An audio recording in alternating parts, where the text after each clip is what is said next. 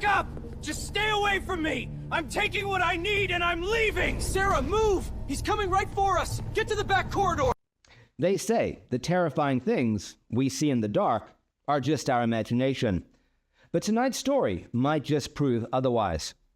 We are about to dive into a tale that will make you question the shadows in your own room. Make sure you watch until the very end, because the conclusion is something you won't want to miss.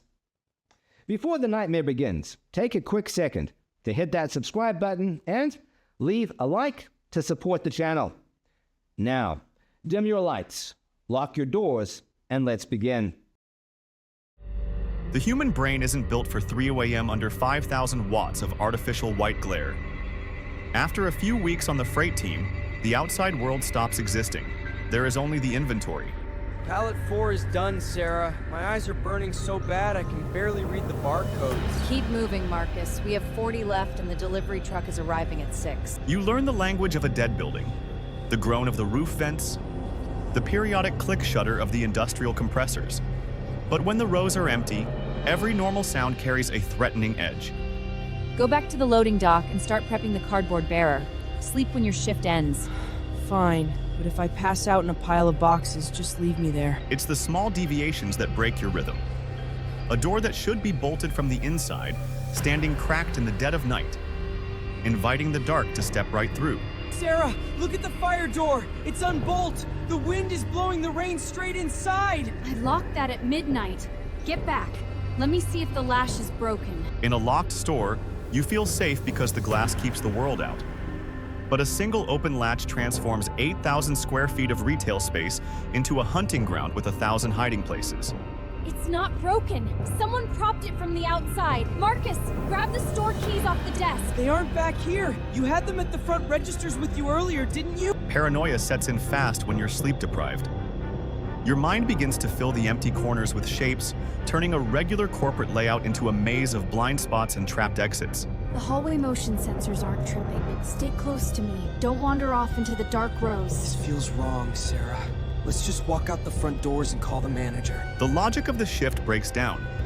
The tools you rely on for security are missing, and the silence of the building starts to feel heavy, like a predator holding its breath just out of sight. They're gone. The master ring is gone. I didn't leave them here. If you didn't take them and I didn't take them, then whoever opened that back door has them. A sound in a crowded store is white noise. A sound in an empty store at 3:30 a.m. is an intrusion. It tells you that you are no longer the only thing moving through the dark. Did you hear that? It came from the soup aisle. Shh. Stop breathing so loud. I have my box cutter out. Sarah, we need to get to a room that locks. The tension is rising and things are about to take a turn for the worse. While we wait to see what happens next, take a brief moment to drop a comment below and let me know your thoughts on the story so far. If your heart is already racing, show some love by hitting that like button. Now, let's find out how this ends. The monster isn't supernatural. It's desperate, unpredictable, and cornered. The reality of a late-night break-in is the sudden, violent realization that you are completely unprotected. Hey! Drop the bag! The police are already on their way. Just walk out the back. Sarah, stop talking to him! Look at his coat pocket! He's pulling something out! When a desperate man realizes there is no easy exit, fear turns into aggression. The wide corporate aisles offer no protection, and the nearest help is miles away on a rainy highway. Back up! Just stay away from me! I'm taking what I need and I'm leaving! Sarah, move! He's coming right for us! Get to the back corridor! You don't play the hero for minimum wage. You look for a barrier, a lock, anything to place between your fragile skin and the cold reality of a desperate weapon. Run for the dairy cooler! The door is heavy reinforced steel! Move, move! I'm right behind you! Don't trip on the pallets, Marcus! Just get inside! The cooler is a concrete bunker hidden behind rows of milk cartons. It's freezing, smelling of stale cardboard and condensation. A claustrophobic cage that shields you but locks you in.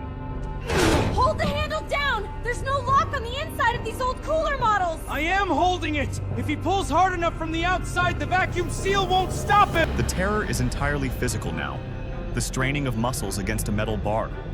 The realization that if your grip slips on the cold steel for even a second, the door gives way. My hands are slipping! The metal is freezing! Sarah, help me push this lever down! I've got it! I've got it! Lean your weight into me! Don't let it lift!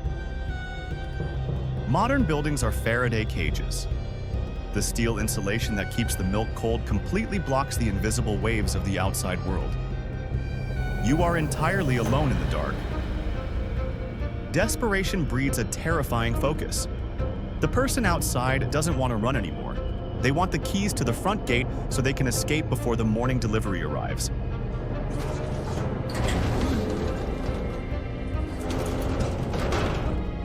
Give me the gate keys now! We don't have them! The ultimate irony of the night shift. You cannot comply with the threat even if you wanted to, because the keys are lost somewhere out there in the dark aisles. When options disappear, adrenaline takes over. You stop waiting for rescue and start looking at the mundane objects around you as potential tools for survival. The barrier is breached. The distance between safety and violence shrinks to the length of a human arm.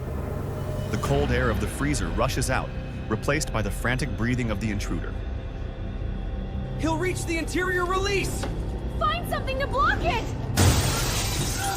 He's through!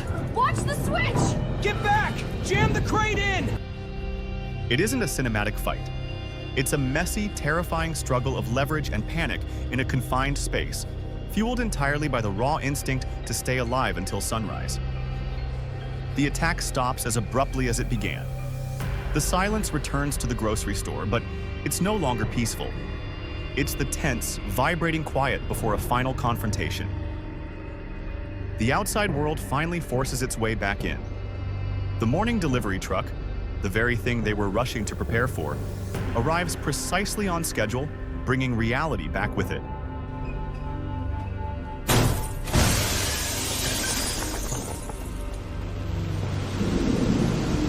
The threat vanishes into the morning mist, leaving behind nothing but broken glass, scattered inventory, and two exhausted workers shivering in a dark dairy case.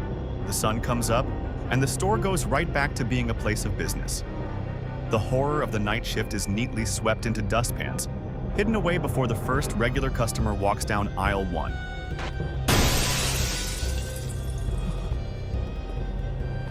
What happened to the lobby? They don't give medals for surviving the graveyard shift. You just pack your bag, clock out on the computer, and drive home in the morning traffic, knowing how fragile the walls really are when the sun goes down. I'm not working tonight, Sarah. I'm calling out. Me too, Marcus. Let's just get our things and go home.